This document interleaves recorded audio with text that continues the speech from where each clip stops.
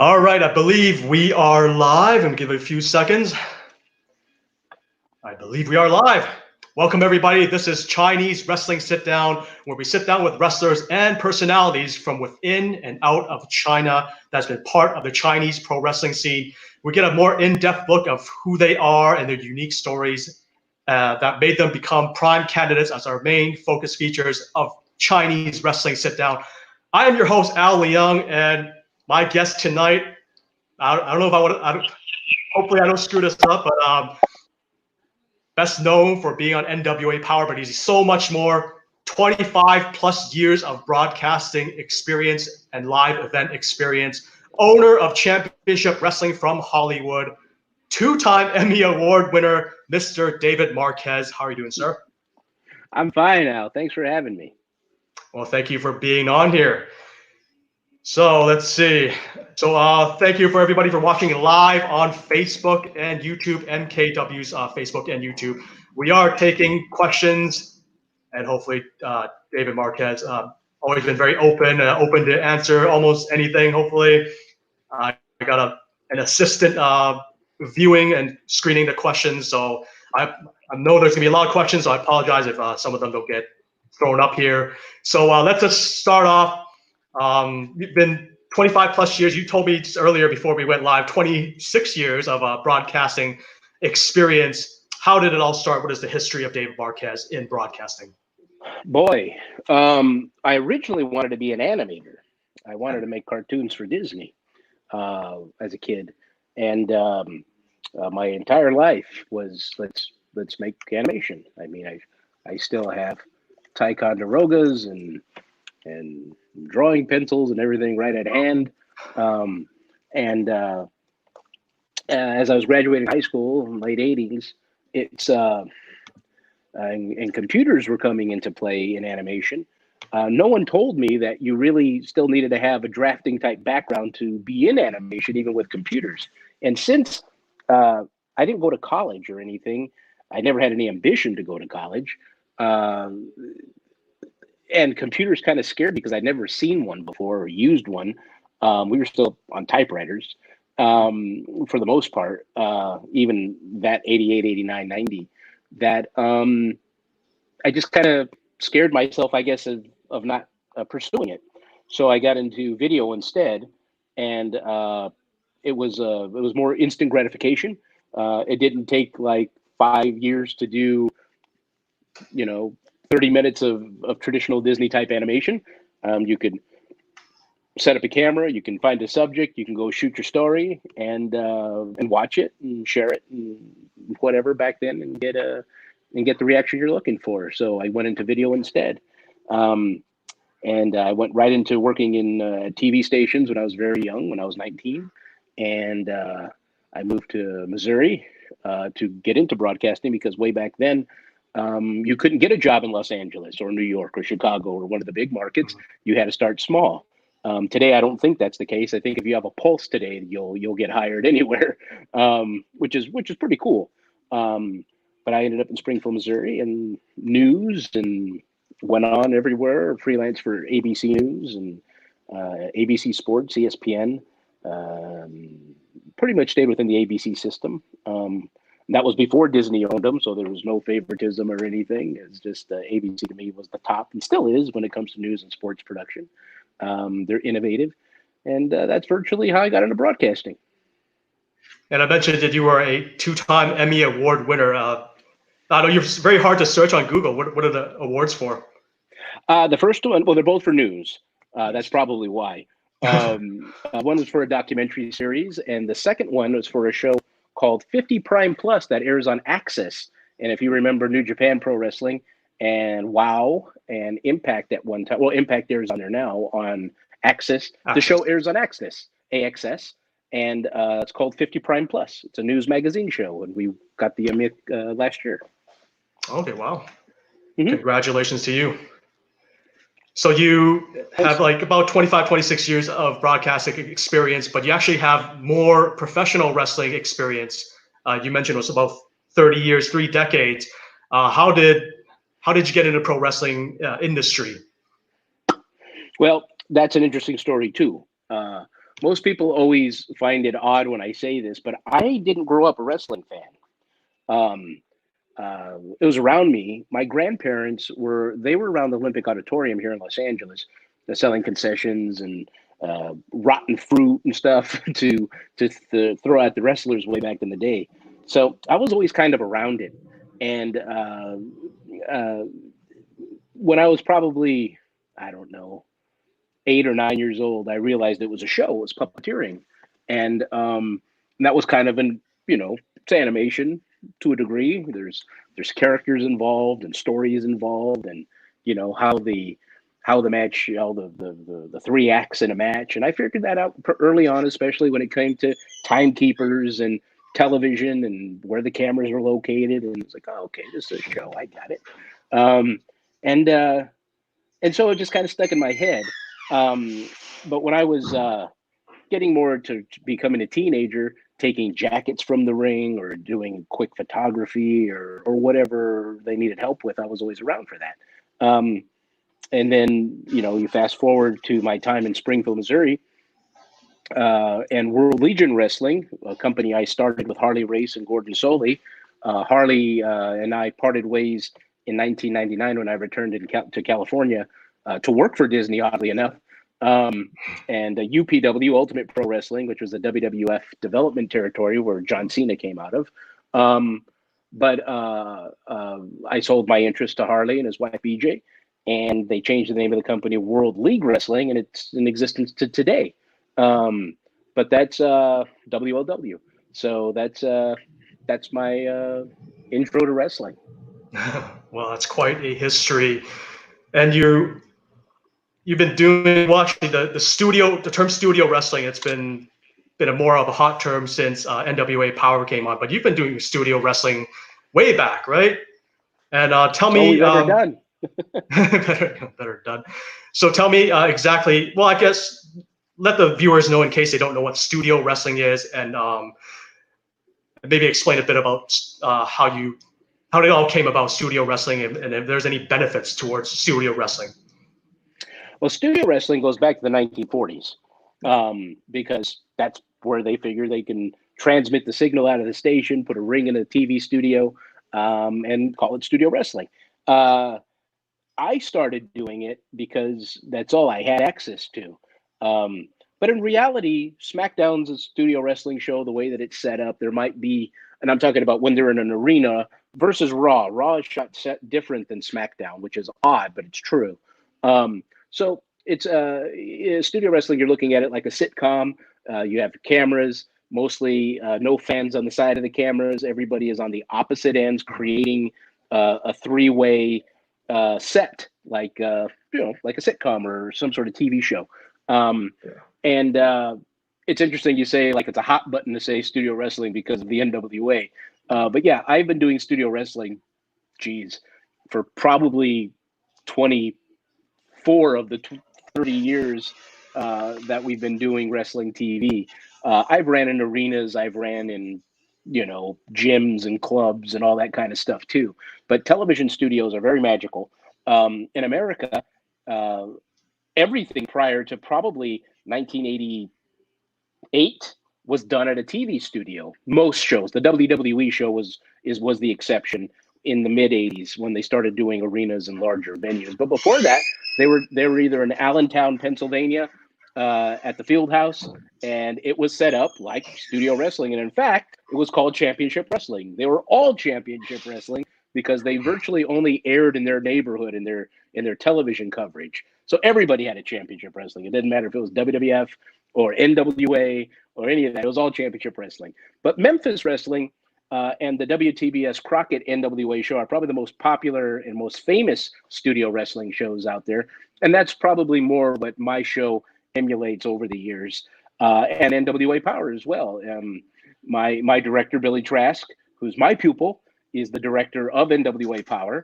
I'm a producer on the program, and of course, I do hosting segments and whatnot, and ring announce or whatever they need me to do.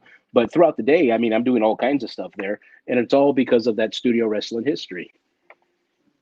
Awesome. I think primetime wrestling, WWF back in the day, that was kind of studio wrestling. I don't know if there was actually actual matches on that one, but Well, there were matches, but not in the studio. It's interesting you brought that up because my yeah. show, we have that format around the country. I have 1, 2, 3, 4 versions of primetime wrestling in the United States, in Houston, San Francisco, Memphis, and Amarillo, where there's these hosts in a studio pitching out to matches, the same matches that are in syndication. The reason we do it is because it allows us more opportunity for advertising and product placement on the sets. Oh, that's very smart. Good way to make a bit of money. And you mentioned the camera system. Do they call it the 3-camera system or something like that? Like the 3-camera setup? Yeah. Yes and no, but the way wrestling's set up, you can do it with 3 cameras. And here, I'll just kind of sketch it out for you, and hopefully you'll be able to see it. This is how the Hollywood show is set up. If you could bear with me for a second. Sure. We shoot with 6 cameras, and they all kind of share a side and do a dual purpose. So if that makes any sense to you, there's the ring. Here are the hard cams. We actually have 3 of them. I only put 2 there, but they all kind of share 90 degrees. So we shoot into the stands, which are here. And if when you watch the Hollywood show or the Arizona program or Power, you know, everybody's set up towards one side, like a game show or a talk show. And that's where you get the most coverage, and people are lined up and they're framed right and all that stuff. But with all this COVID going on, I'm not sure if that's going to be a problem in the future, trying to get people to sit where they're supposed to and stuff. That's going to be interesting as the months go on. Yeah, I saw some clip where in Korea they had baseball and then they put stuffed animals in the stands. I'm like, oh, that's interesting. Yeah, I guess it's a better look than an empty seat. Empty seat always kind of, not a very good look. I don't know. I mean, I think I'd rather have an empty seat versus a stuffed animal. Stuffed animal. It needs to be like a wrestling buddy or something for wrestling. I don't know. I'd rather just go blank. All right, so the comment section is open. Thank you, everybody, for watching live here on Facebook and YouTube. I don't know if there's any questions here so far. There we go. Jeremy McPeak says, "Hi, David. When will the United Wrestling Network return to China?" Boy, that's a good question. I think that really depends on governments more than my relationships and what's happening in the world with the viruses that are out there. So I'd like to return. We had a very successful first try there in the event we did in Wenzhou. And it was the very first North American broadcast ever to come out of China. The WWE has not done it. No one else. So I was very proud of that. You know, I hope in the future, maybe a year, 2 years from now, we might be able to go back. But we'll go back when it's safe and the time is right. Cool. Any more questions? Not right now. Okay, so there is. Oh, Adrian had a question. Adrian, the boss of MKW, do you still make championship pins? Do you make the NWA pins? I made the original NWA pins. Now they're making their own. I still sell them as well. This is a United Wrestling Network pin. It's of our television championship that is currently worn by Dan Joseph, who's on the back. But I have the NWA 10 pounds of gold, the NWA Jim Crockett Promotions United States title, and the NWA Television Championship. Those are all available on eBay, actually, if you do a search. eBay. Okay, ebay.com. Search for these lovely pins made by David Marquez. Okay, we're going to continue on. So Jeremy's question mentioned that you guys went to China and you had a historic broadcast in China, first time ever. So I was wondering, like, championship wrestling from Hollywood's always been in the California area. Like, what made you want to travel all the way to China like this? Well, versus I mean, anywhere else. Well, it was a good deal, and our program had actually. The name of the show is Championship Wrestling from Hollywood, and that's where what we're located. But I mean, I look at it more as a television broadcast, like CSI Miami. You know, it's a television program. It doesn't matter what the title of the show is. That's just an indicator. Our programming has originated from all over the United States, Mexico, Canada, Europe. And when the opportunity to go to China came about, we jumped on it. We're not landlocked. I don't consider ourselves an independent promotion. I actually hate the word independent in independent wrestling. I think it pigeonholes you. I think it anchors you to something that the public doesn't know what it is.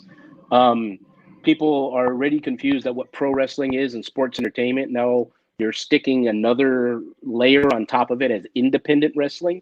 I know where the term came from, and I understand in the 90s why it was called independent wrestling. But today, I don't know if that's necessary. I would much rather hear pro wrestling, professional wrestling, or just wrestling, because the public knows what that is. And granted, I'm a promoter, so that's all I'm trying to do is communicate with the public and trying to get them to understand and digest what we do. So, when the original idea to go to China, it happened probably 5 years ago was the first time around, and we were contacted actually by a consulate here in Los Angeles to go over there. And nothing ever came of it. We have sponsors, we have this, we have that. Nothing happened. And then a couple of years after that, Simon Inoki ended up in China, in Shanghai, with the IGF. And I used to work for him when I was vice president of New Japan Pro Wrestling, and he was the president of New Japan Pro Wrestling. And I ran the LA Inoki Dojo for about 5 years, and Simon was my boss. And when he was there, he brought up the concept of going to China and doing a joint show with IGF. But the first time I went over there, we made a big presentation to local government. Then the second time I went over there, it was kind of more elaborate, and we had a local partner who did absolutely nothing for us. He just kind of paraded us around. And again, I don't know exactly how Chinese government works. It's odd to say the least. But we entered these from American standards. It's odd in American business practices. Usually, you walk into a scenario where you're pitching a venue or a sponsor, and they either say yes or no quickly. There, I kind of had to educate a lot of people of what pro wrestling is, because it is not a Chinese thing. Not at all. Still very new. Yeah. Yeah, they didn't understand it. And so with my Disney background, I had a lot of Imagineering and corporate friends from Disney, and they had opened Shanghai. Shanghai was open already, and Hong Kong. And so Disneyland. And so I went to them and I started asking, what did you guys do outside of hiring a Jackie Chan to get people to understand what Disneyland, what Mickey Mouse and American Disney type culture to China? How'd you guys do it? And basically what they told me was, they said, make it Chinese. And so I went back while I was there, and I visited my friends at Shanghai Disneyland and Hong Kong Disneyland, and I walked through from a guest relations point of view. I watched the guests. I saw how they interacted, and I said, well, this isn't that much different than America. The way they're interacting with things, they really know what's happening and what's going on. So I had another meeting with some local government. I don't know if they're mayors or governors or council people. All I know is I went into this big room and there were all these levels of people sitting in these things, kind of like a parliament type setting. And I went in with this guy, and I can't remember his name right now, but he was a construction real estate guy. And he was our sponsor who got us over there. He got all the visas cleared and all that. And he was pitching us as like a Chuck E. Cheese type of a thing, a discovery zone where people could come in from off the streets, not just to see a wrestling show, but it would be like a U.S. themed eatery, Western something, and with like bounce houses and stuff. Didn't really understand it then. Well, the government actually understood that part. They got that.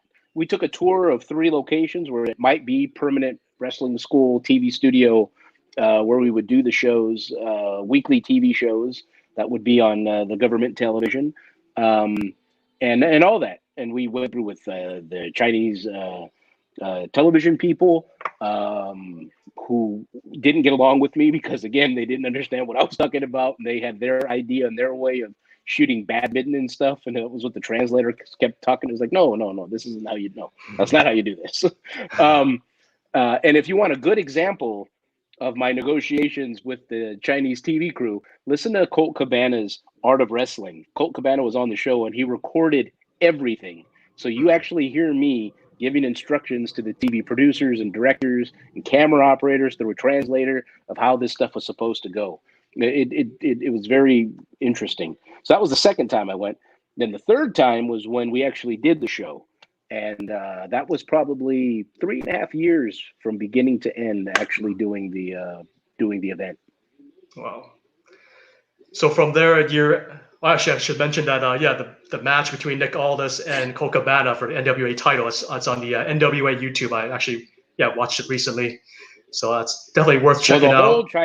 The whole Chinese broadcast is on the United Wrestling Network YouTube channel. You can watch the whole event. There you go, the United Wrestling Network. Go there instead. So a year afterwards, you I believe you had a working relationship with MKW Wrestling. You sent a couple of guys there, like Nikki Mayer, Peter Avalon, and the Rock Ness Monster. Give us some details about this relationship with MKW Wrestling and Adrian Gomez. Yeah, Adrian and I have been talking for years. I have a show also in Arizona, Championship Wrestling from Arizona, that's on television there. And Adrian's from the Arizona area. Yeah. And so we had been talking for a while.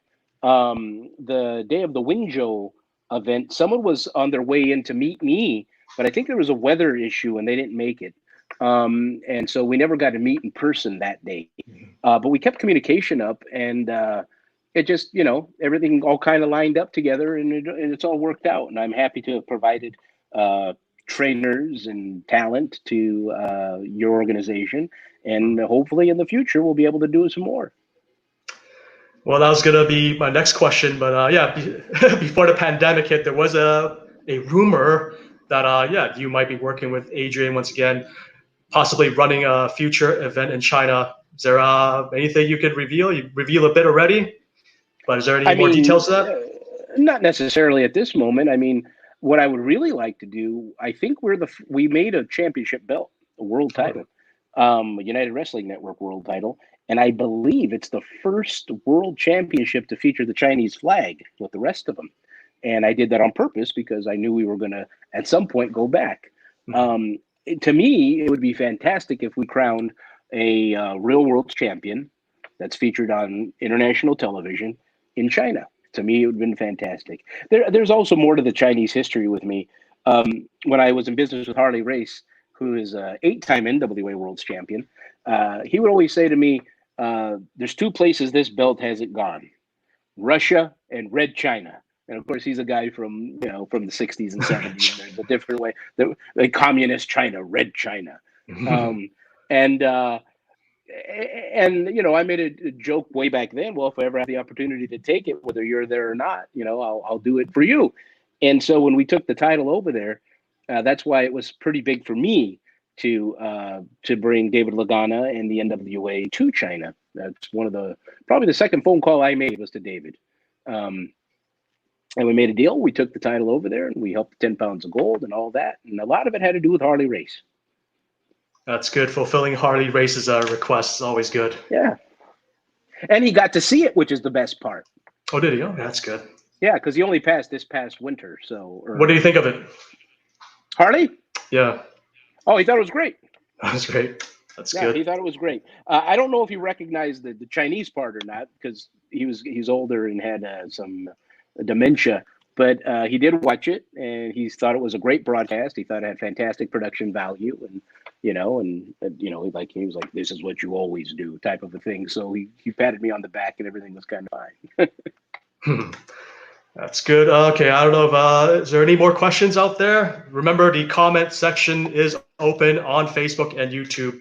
Here's one right now. Lamb Sun, is it planned to have MKW talents to come to Hollywood after having Dickie Mayer, Peter Avalon, and the Rock Ness Monster last year on MKW? Was there plans of bringing MKW talent?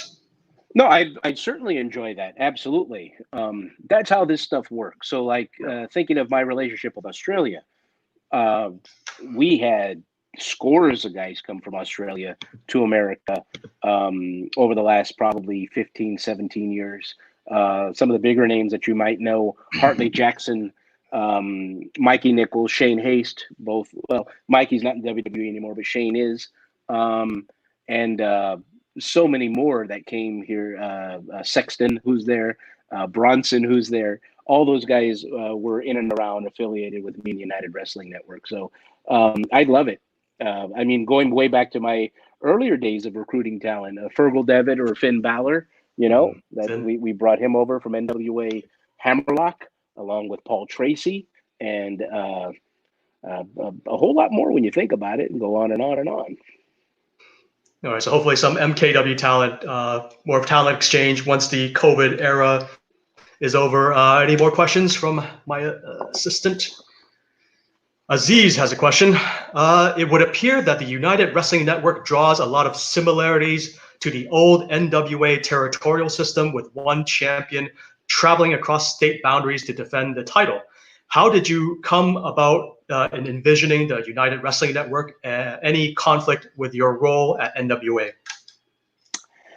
No, you have to remember that my role at the NWA was long before there was a current NWA. I helped make the new NWA. There would not be a new NWA if I were not involved. Billy Corgan and David Lagana came and consulted with me, and I showed them the way and the path to buy the NWA. So I'm a big cog in that purchase. But when it comes to the United Wrestling Network, the reason I came up with it and why it's so similar to the NWA territorial system is because that's exactly how it was planned. When I lost the rights to use the NWA name about 2011, because we lost a lawsuit to one of our members and they gained control of it, and the rest we were all kicked out in lawsuits and all kinds of other things, judgments, you name it. I was pretty ugly. I felt I still had television. I still had my company, and there was an awful lot of people out who I was in business with in the NWA that I felt still wanted to continue working together as a cooperative. So that's why I put it together, and we call it the United Wrestling Network, because not only is it a network of promotions coming together, but television was going to be a big part of it. And so to sell it to TV stations, I use the term network because that's a word they understand. Alliance, federation, whatever. That usually scares advertisers and people away, sanctioning bodies, because they don't understand it. But network, they understand. Mm-hmm. Good. So what has been, what you working with NWA Powerrr as an on-air talent, how's the experience been so far? Oh, it's fun. I mean, it's what I do, so it's not anything different. I stand in front of a camera, I hold a microphone, I ask a question, I nod my head, I bug my eyes, I help get the idea over with the public. It's kind of interesting now in my career. I'm not a young guy anymore, and I get people telling me all the time, now I've grown up with you on TV, which is really crazy to think about. When you've been making TV for 25 plus years, you know, and someone starts watching you when they're 10 or 9 or 8, you know, now they're going into being 30 themselves, you know. So when they're like, oh, I grew up watching your program on satellite or on cable or whatever, YouTube, it's really crazy. So I've always done this job. I've always been in front of the camera, whether it was my company or working for someone else. And the NWA shows just like being at home because it's the same people, same producer, same director. The camera operators are different because they're local guys from Atlanta, but I worked with a lot of those guys when I was at WCW. We have WCW camera operators on the show, and so I knew them. And then all the talent, I would say, of everybody on NWA Powerrr, I have employed as a promoter maybe 60% of them, and then just know the others in passing over the years. So we all know each other, and it's just kind of neat seeing everybody who's grown up together, and that we're all with each other now in a TV studio in Atlanta, Georgia. What's it like working with Billy Corgan? He's fine. He's a great wrestling fan. He has a good mind, a fair boss, because when I'm there, he's my boss. A very fair boss. He has a vision, and I hope to help him see that vision come to life, because I have a vision, and the majority of my thoughts and dreams, if you want to call them that. I would say 95% of everything I said we're going to do, we've done. And it's been a great time. And I know the feeling once you've hit the success of that. Because of the COVID, there's no doubt in my mind that the Crockett Cup would have been a huge, fun, big event, a big, successful pay-per-view and live event. And when we're allowed to go back, I'm sure we're going to hit it out of the ballpark. But Billy's a great guy. Corrigan's a fantastic wrestling fan first, and that really comes through. And he and I, we're not that much apart in age. I think he's about 4 years older than me. So, we grew up with the same stuff. So I understand what he's thinking. Same thing. I'm only about a year and a half older than Dave Lagana. So we're all in the same era and period of 1985, 1984, 85 wrestling. And that's why the NWA, I think, projects itself so well. It's character driven, personality driven, and wrestling is important on the show. But much like the Hollywood program or the Arizona program, I believe that the wrestling side of it is really third or fourth on the list. The entertainment value of getting the character and personality over is way more important to us. For sure, I love the characters on NWA Powerrr. Question Mark and Aaron Stevens have been having great. Where can we find you on social media before we get to more questions? Mine is at. Actually, I think it's on the screen. There you go. I pressed the button for you. CWFH Marquez. That's me personally, but the companies are because there's 3 different companies. You can find us at HollywoodWrestling.com. I think CWFAZ.com for Arizona, and UnitedWrestlingTV.com for all of the United Wrestling Network. And it all has new programming. I shouldn't say programming. Well, I guess it's programming. More newer content since we've been in downtime. A lot of little mini documentaries that have been produced on the talent and the history of the company as we're getting ready to come back and do live production here shortly. Awesome. And of course, if you haven't liked us on Facebook and Instagram, MKW China. When I started the program, we're at about 9,000 likes on Facebook, but now we're almost at 12,000, which is amazing. So keep that coming. And of course, YouTube is Middle Kingdom Wrestling, and Twitter is MK Wrestling. And if you like me, make sure you follow me on Twitter at Al Leung. All right. Is there any more questions? We're wrapping things up. Chairman Alan C. has a question. Apart from doing more shows, what do you think it'll take to make Chinese wrestling scene blossom? Excuse me. Boy, I really don't know. I know everybody is looking at China as the holy grail. That's for sure. They see it as a money pit, and we can go there and just pillage. And that's not the truth at all. After being there myself, seeing it firsthand, there is no way the Chinese are just going to give up their money and just throw it at you. It's not going to happen. And again, when I talked to my Disney friends, they were like, "Don't go in there thinking that from the beginning, because it's not happening." Even the WWE's kind of pulling the plug, not completely, but releasing some of the Chinese talent and yeah. It's more of a fad, I think, in China right now, as it being a little different. But as far as the Chinese fans or the public goes, it's a very small minority of people there that know what it is, and especially for being such a large population. If television, if the government doesn't allow it on TV, and the government doesn't promote it on television and tell people that this is what you need to support, this is what you need to be into, I don't think it's going to get there. As much as people like to talk about the internet or YouTube, or people outside of China need to understand that that's government controlled. So as much as you can promote, and it's way more open than it's ever been, for sure, but it's still limited. And if you don't have the right relationships, if I didn't have Simon and Oki when we went, we had Jaguar, brands in America that would never touch us. Jaguar, what's the name of the truck company? Land Rover, We had like a bottled water company, an energy drink, a vitamin, and a couple other things that put money into our broadcast. But in America, Hmm. Jaguar in wrestling? Wow. No way. Um, but yeah, you just need a whole lot more local support, and not just from the fans. It comes from corporate and the government, which I guess is one and the same there. So if you feel that if there's a, like say, a weekly broadcast on a main television network, do you think that'll maybe help things a lot with Chinese wrestling? For sure, for sure. Yeah. Yeah. Um, I think more people will understand. Like, I was surprised that the people who knew what the NWA was when we got there. There was a fan who had, I took a photo with him because it was the greatest thing ever.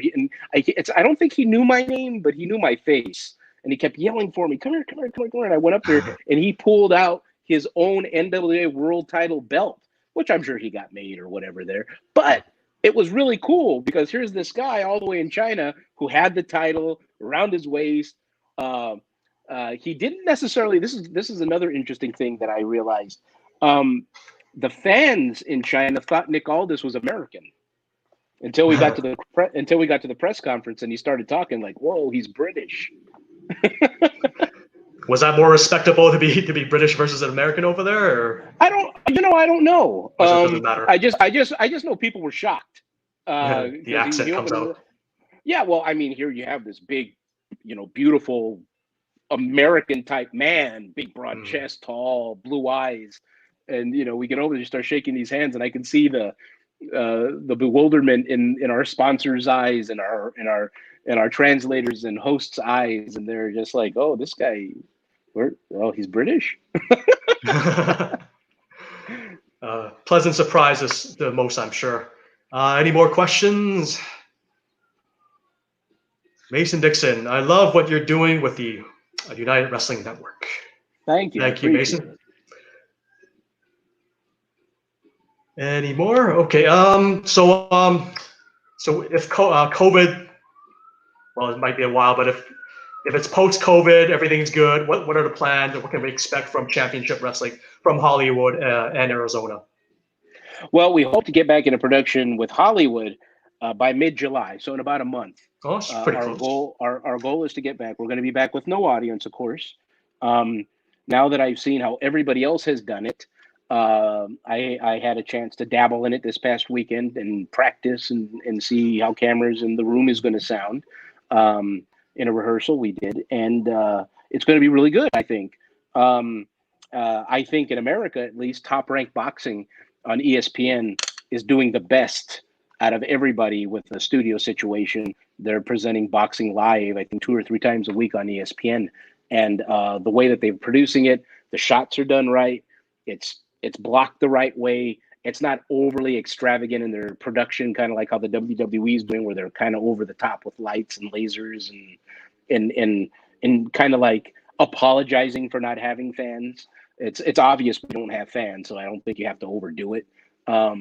But then on the AEW side of things, I don't like how they're doing it either, because as much as it's a show and we know it's a show, I just think it's kind of silly to have the performers ringside, like right next to the people that they're fighting, and they're not fighting when they're 2 people away from. You know what I mean? It just I think it kind of kills the illusion. Even though we all know what's going on, you should still be able to live in the moment. Um, but that's our goal. We're working on some other things right now because we can't sell tickets and we can't have live people in attendance. So I'm working with pay-per-view actually to try to present some sort of monthly or bi-weekly pay-per-view presentations of United Wrestling Network series, and we've been working on that for probably about 2 months now, because that will allow us an income to continue to put the shows on, pay people, all that. Because even advertising's down, viewership isn't. Viewership's high because there's nowhere for people to go. They have to stay home and watch TV. Yeah, stuck at home. But the advertising side of it's down, and so we have to come up with other ways to bring in income, and pay-per-view might be it. So for the moment, I've not done any wrestling pay-per-views myself outside the NWA stuff, of course, which were very successful. But I've done a lot of boxing and MMA pay-per-views, and those are kind of 50-50 on the return on your investment. So we're kind of like, we're not shielded, but we're trying to be smart about it. So hopefully in the next 30, 40 days, you'll start hearing some announcements from the United Wrestling Network and where and how you can see our programming. Of course, we'll still be in syndication, all of our stations, 132 stations across America and in the Caribbean. And if this pay-per-view thing happens, of course, Fight TV and wherever else you might see it, the Fight Network up in Canada, stuff like that. But we hope to have these pay-per-views. That's something we're actively working on right now. So you got kind of a scoop. No one else knows that. Inside scoop right here on Chinese Wrestling Sit Down. So if there were a wrestling promotion that wants to be a part of the United Wrestling Network, how do they go about it? Like, what are the requirements to be in? Well, before I used to, first and foremost, you need to be a good person. I just don't want anybody. And it's true. I really want good people around me. Yeah. And the secondary thing really is to respect and go along with the national storylines that are on television and book the individuals that are in those stories. So our champions and all that. I don't take any money from people to join up with this. First and foremost, no one has any money. It's just the truth. People are broke, period. That's why they're at this level of wrestling. I'm on the higher end of that, but wrestling's what it is. When people say, wrestling's on the upswing, wrestling is doing great, that is a complete lie. I don't care who you are. I don't know what dirt sheet you're reading and why you're reading it and why you're believing it. I'm a guy who's been in it 30 years. I have made millions in wrestling, and I used to say I lost millions in wrestling, but I like to now say I've invested millions in my company with wrestling, and that's why I'm still here. So the AEW stuff, don't get lost in that. The WWE, don't get lost in that. It's like, just know the WWE is here for a reason. And everybody else is down here, including AEW. This isn't a knock on them. It's just the truth.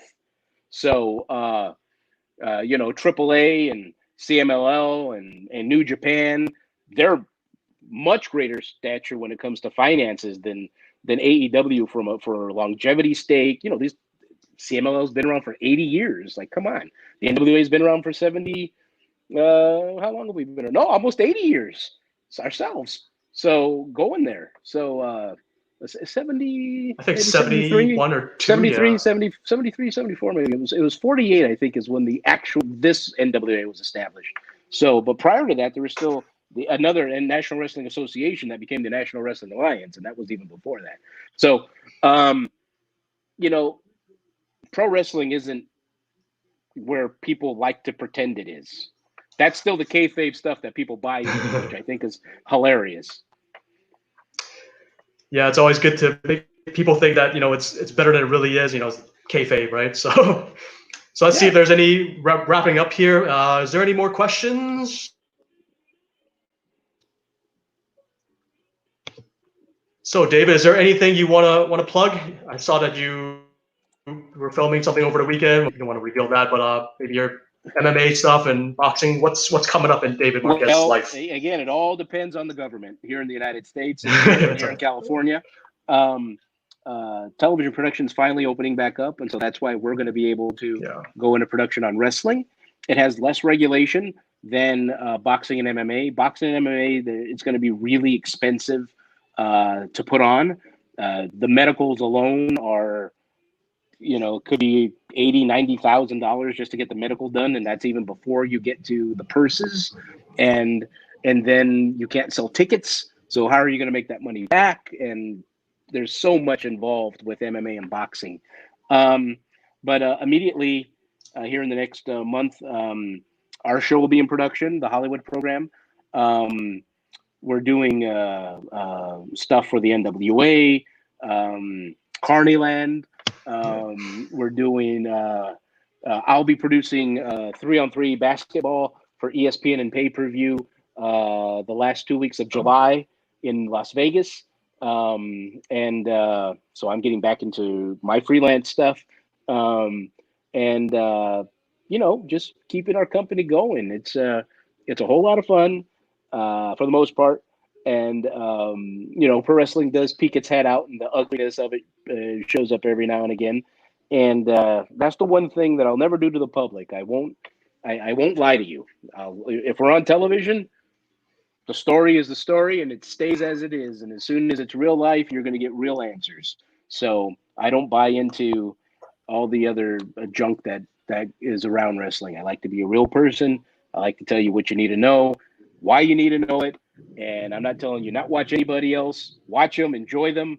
Stop critiquing it as hard as you do. Just enjoy it. It's not a restaurant. It's not a steak. You're not going to send the steak back because you don't like it. You know, get it, enjoy it, have fun with it, yell at the screen, you know, choke slam your sister or whatever. Maybe not that part. You can do it. Just be safe. How do Safe. you think all those guys ended up on AEW?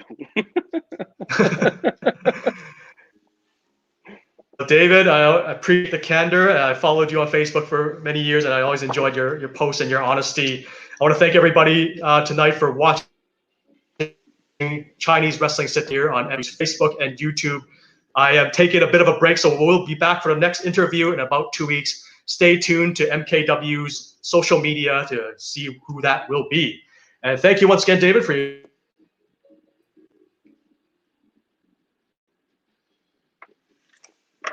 David, thank you for good night. Good night, everybody. Stay safe.